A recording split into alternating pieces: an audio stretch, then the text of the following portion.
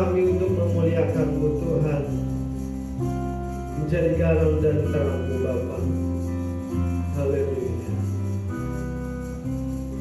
Terima kasih Tuhan. Nanti saya minta dengan kasih budi Naomi masuk di dalam doa sebelum firman Tuhan.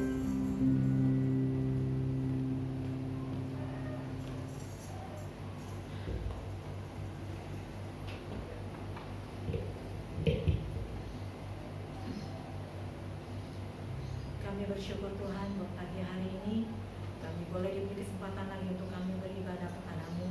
Terima kasih buat kesehatan yang Kau berikan bagi kami Tuhan, sehingga seluruhnya Tuhan acara ibadah ini boleh berjalan dengan baik, dengan Tuhan penuh sukacita yang daripada Engkau Tuhan. Dan tiba waktunya Tuhan kami akan mendengarkan kebenaran firman-Mu.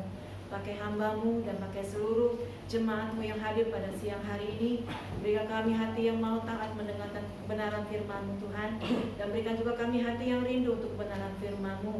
Dan biar Engkau urapi juga ruangan tempat ini Tuhan Yesus, biar hanya kuasa Roh Kudus-Mu yang kami undang Tuhan, dan kami rindu Tuhan untuk mendengar setiap kebenaran firman.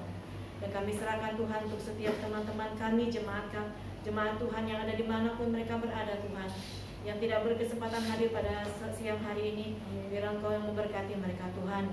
Yang sakit Kau sembuhkan Tuhan, yang dalam masalah Kau berikan jalan keluar Tuhan, agar minggu depan Tuhan kami boleh bersama-sama lagi di dalam ibadah setiap hari minggunya Bapa. Dan berbicara pada kami pada pagi hari ini Tuhan, dan kami siap untuk mendengar kebenaran firman-Mu. Hanya di dalam nama Tuhan Yesus Kristus kami telah berdoa dan mengucap syukur. Haleluya, amin. Shalom. Puji nama Tuhan. Selamat pagi. Selamat kita beribadah di dalam nama Tuhan Yesus Kristus. Kita bersyukur ya, hari-hari ternyata cepat sekali ya.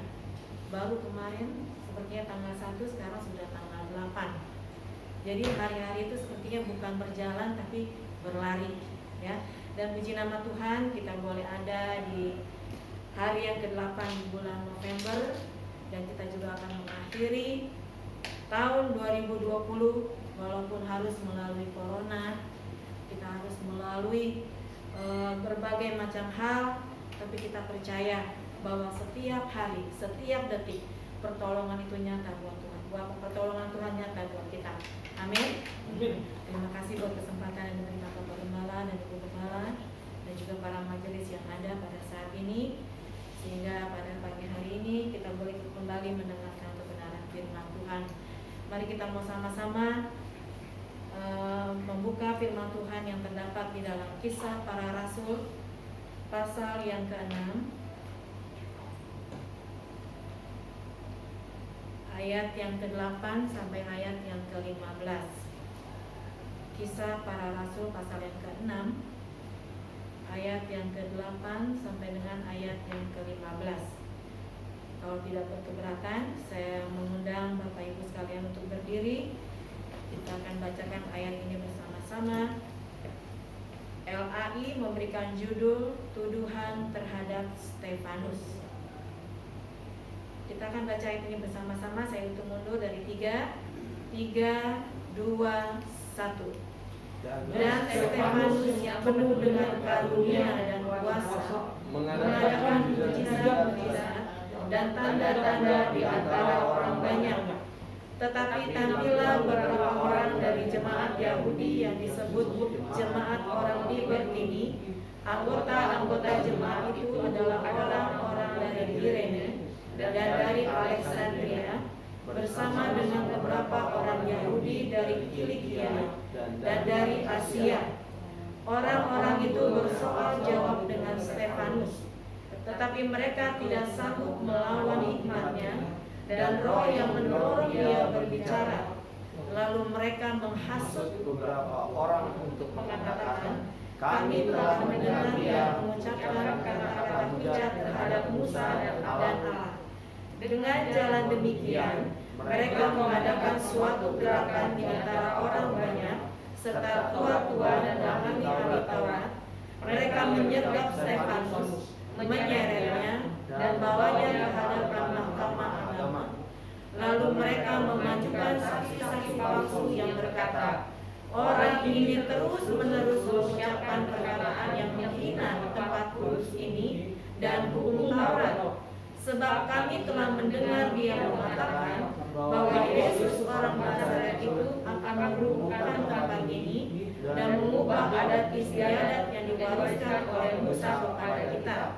Semua orang yang duduk dalam sidang mahkamah agama itu menatap Stefanus, lalu mereka melihat muka Stefanus sama seperti muka seorang malaikat. Terima kasih, silakan dulu kembali. Saya beri judul firman Tuhan pada pagi hari ini, ketabahan seorang murid. Tadi tokohnya Stefanus. Kalau kita perhatikan kondisi keamanan negara kita maupun negara di seluruh dunia sekarang dalam keadaan yang sedang genting. Bangsa dan antara bangsa, kalau Bapak Gembala katakan kemarin, sedang bergolak. Ya, yang sedang hangat saat ini adalah di benua Eropa, di Prancis, ya, di mana presidennya banyak hari-hari ini oleh negara-negara yang berbasis negara mayoritas, ya, agama mayoritas sedang mengadakan satu penolakan terhadap produk-produk dari Prancis hanya karena hal yang sepele. Nah, itu juga akan berakibat juga kepada anak-anak Tuhan. Ujung-ujungnya akan kembali kepada anak-anak Tuhan. Ya. Dan hal ini akan terjadi. Kalau kita baca dari ayat yang ke-8 sampai ayat yang ke-15, dengan jelas dikatakan Stefanus, ya, walaupun dia tidak melakukan hal yang salah, dia diperlakukan hal yang sangat luar biasa, dituduhkan hal-hal yang tidak benar. Kalau kita melihat keadaan semacam ini juga kita harus mawas diri. Hal yang terjadi, ya, di Perancis juga akan terkena dengan kita, dengan anak-anak orang, dengan orang-orang percaya, dengan hamba-hamba Tuhan, karena sudah istilahnya sudah mengulik, ya, kehidupan daripada agama yang besar saat ini, ya. Dan kita sebagai gereja Tuhan itu udah biasa. Nah, pada zaman itu dikatakan dalam hal ini kita mengalami kesulitan demi kesulitan. Karena pandemi, banyak orang-orang yang terkena PHK. Ya. Orang-orang harus yang tadinya sudah, kalau saya tanya, ya, berbagai macam orang, dikatakan nggak nyangka kalau 2020 ini akan anjlok. Perusahaan yang sudah berjalan dengan biasa, dia harus menutup perusahaannya karena banyak yang kurang, ya, dan pekerja-pekerja pun dikurangkan, dirumahkan, dan hal itu membuat banyak sekali pengangguran yang terjadi di bangsa negara kita. Banyak pengangguran, otomatis banyak kejahatan. Kemarin saya nonton di televisi, orang lagi lihat HP gitu, ya, di depan, tiba-tiba ada motor, 3 orang nih berboncengan gitu, ya, satu motor 3 orang ini belaga, ya saudara. Banyak modus sekarang. Dia cuma nanya alamat, orangnya kan langsung nanya, oh alamatnya di sini. Tahu-tahu sudah ditodong celurit, ya, dan handphonenya diambil.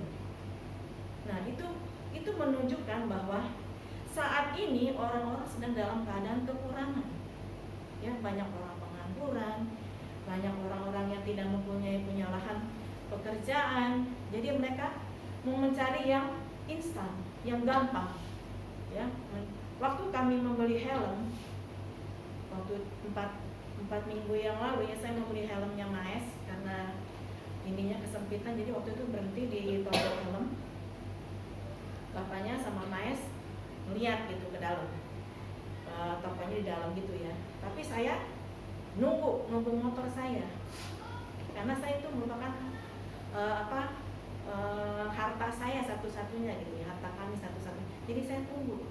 Saya punya firasat yang nggak enak, karena di sebelah kami ada anak muda naik motor berdua ngeliatin motor saya terus. Maes manggil-manggil, mama modelnya, iya lihat aja aja, saya bilang. Saya terus memandang orang itu ya, dua-duanya saya liatin. Wah, ibu-ibu doang gitu kan, dia lihat. Terus, ayo cepet-cepet, jangan lama-lama, lihat helmnya, saya bilang. Begitu suami saya keluar, langsung jalan ya, motornya. Ya. Makanya saya bilang, kalau kita lengah sedikit pun, kejahatan itu akan terjadi. Ya. Dan kalau kita kembali lagi kepada hal ini, sebagai anak-anak Tuhan, kita hidup harus tabah menghadapi kehidupan yang kita jalani saat ini. Ya, bersyukur yang masih bekerja, bersyukur yang masih bisa melakukan satu usaha. Tapi dikatakan tetap yang namanya kehidupan itu harus kita jalani, dan kita harus menjalani dengan tabah. Ya, nasihat yang harus kita ingat adalah kita harus tabah. Kalau kita baca di sini, tabah artinya sikap yang sabar dalam menanggung kesulitan, tanpa menyalahkan siapa-siapa, tetapi tetap yakin dan berharap pada Tuhan. Itu definisi daripada tabah. Ya. Sabar menanggung kesulitan, sabar menanggung apapun, dan tanpa menyalahkan siapa-siapa. Gak menyalahkan Tuhan, gak menyalahkan saudara, gak menyalahkan suami kita, istri kita, anak kita, keadaan kita, enggak. Tapi dikatakan tetap yakin dan berharap kepada Tuhan. Nah, hari ini kita akan belajar mengenai tokoh yang bernama Stefanus. Stefanus adalah orang Yunani, dan arti namanya dalam bahasa Yunani itu Stefanos, mahkota. Jadi anak-anak Tuhan dikatakan kita harus memiliki mahkota dari Tuhan, dari sorga. Jadi namanya Stefanus artinya mahkota. Dia bukan orang Yunani, dia bukan orang Ibrani, tapi orang Yunani yang percaya kepada Tuhan, dan dia adalah seorang diaken pada gereja mula-mula.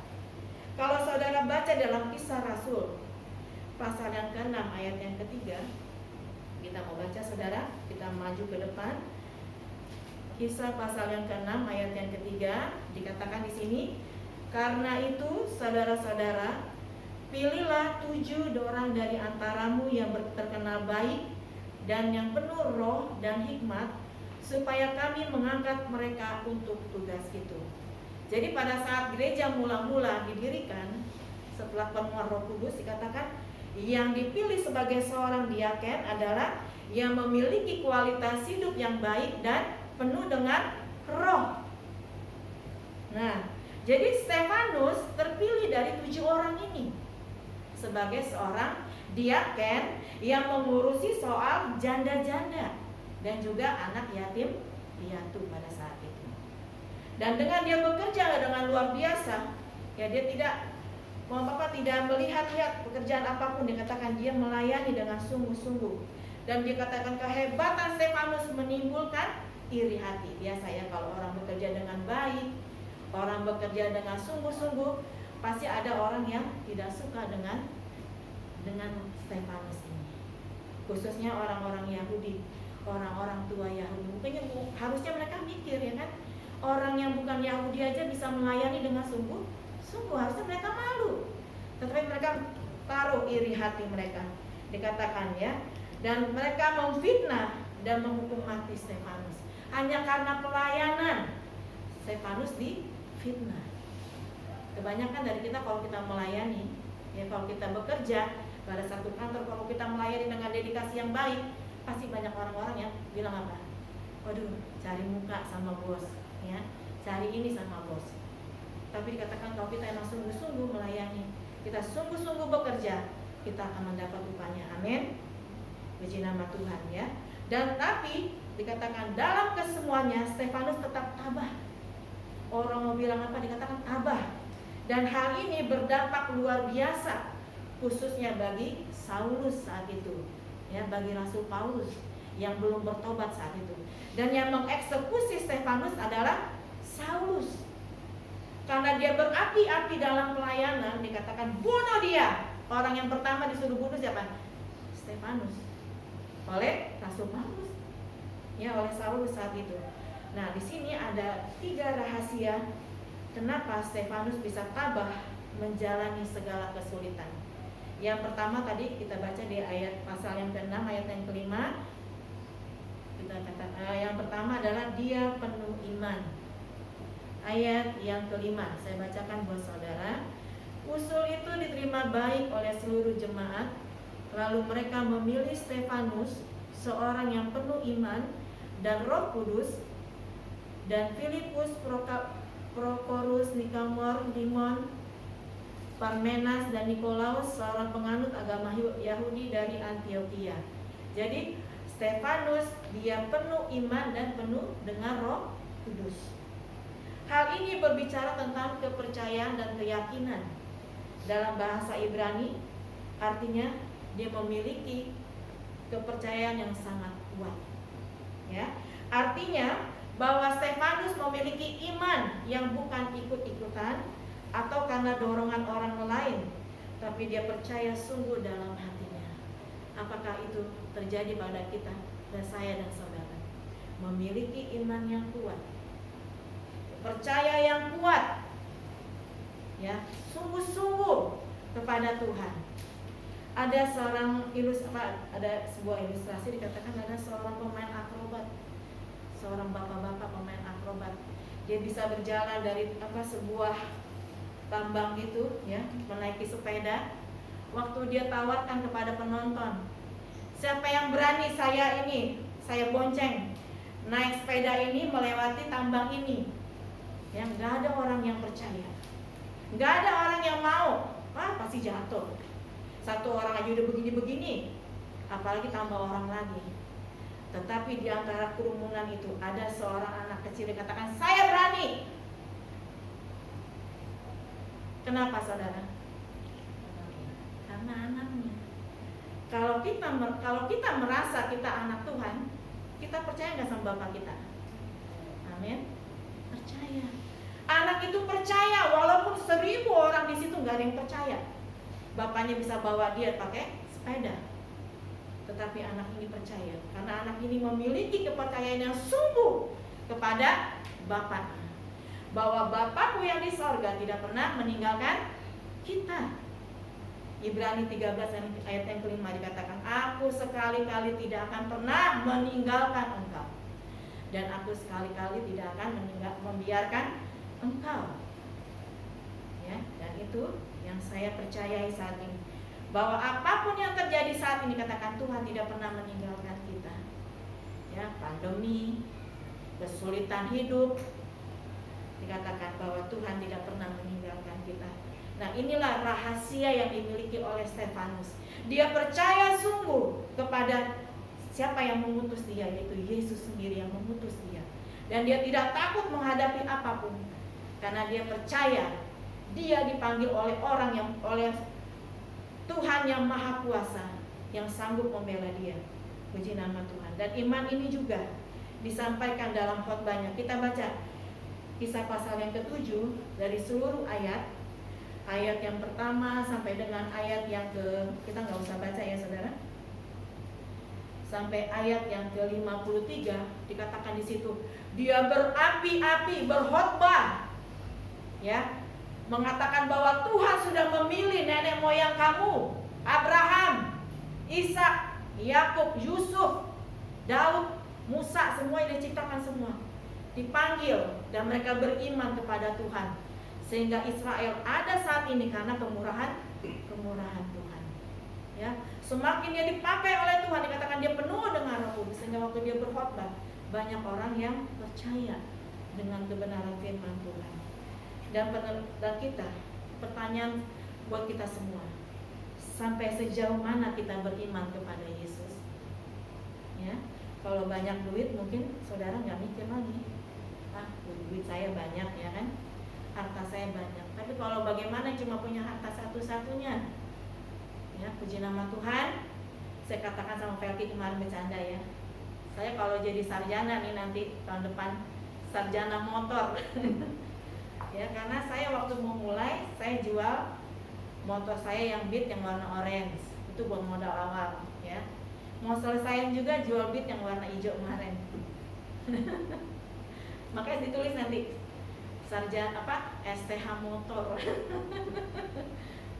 Dan saya bersyukur ya sama Tuhan, walaupun saya nggak mau istilahnya bukan ke saya sombong gitu ya, nggak minta tolong sama orang, tapi saya katakan, Tuhan ini yang saya punya, Tuhan ini loh, saya percaya sama Tuhan, Tuhan sanggup memenuhi segala kebutuhan kami, amin. Ya, dan puji nama Tuhan, kemarin anak saya ranking 1 dan saya langsung bagiin ya ke Ibu Lili rapotnya 9 semua, cuma 8 cuma bahasa Inggris doang. Saya katakan puji nama Tuhan ya. Dan saya juga baru dapat buat semester ini, saya sama sekali nggak tahu siapa yang bayarin kuliah saya ya, karena setiap tahunnya, setiap semesternya itu saya harus keluarin hampir 7 juta ya untuk SKS, untuk yang lain-lain. Tapi saya cuma berdoa sama Tuhan. Puji nama Tuhan ya, 3 hari yang lalu saya ditelepon, saya harus mengisi untuk mengisi beasiswa ini ya. Puji nama Tuhan. Jadi semester ini saya lega, nggak usah bayaran lagi. Kalau skripsi memang saya harus bayar kemarin ya, harus bayar sama proposal tuh hampir 7 juta. Dan puji nama Tuhan sudah bayar semua ya. Itu karena pertolongan Tuhan. Dan saya tahu apapun yang dihadapi saat ini, saya percaya bahwa Tuhan menolong saya. Dan untuk kelanjutannya saya katakan, Tuhan, aku berserah sama Tuhan. Dan saya percaya bahwa orang lain Tuhan tolong, saya juga ditolong oleh Tuhan. Puji nama Tuhan. Yang kedua, rahasia Stefanus ya, bisa tabah menjalani segala kesulitan, dikatakan dia penuh dengan Roh Kudus. Tadi kita udah baca ya ayat yang ke-5, tapi kita mau baca ayat yang pasal yang ke-7 ayat yang ke-55.